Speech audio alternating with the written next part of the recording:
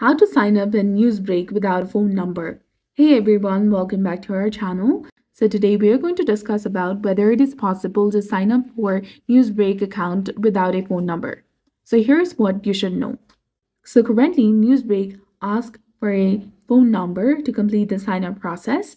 For that, you need to first install the latest version of Newsbreak application on your mobile device. And once you launch the app, tap on the new user or sign up in the bottom of the screen. And there you will see 4 different sections of name, email, password, and phone number, which is optional. So it really does not matter if you don't include or input phone number while you create or sign up for a new account in Newsbreak.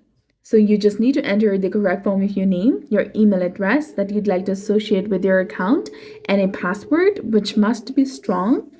And phone number is optional. So you can either keep it or not. It's all up to you. Then tap on sign up in the bottom, which is highlighted in black color, and you'll be done.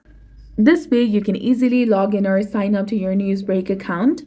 So if you found this guide helpful, please don't forget to like, comment, share, and subscribe to our channel for more amazing tips and tutorials. Thanks for watching.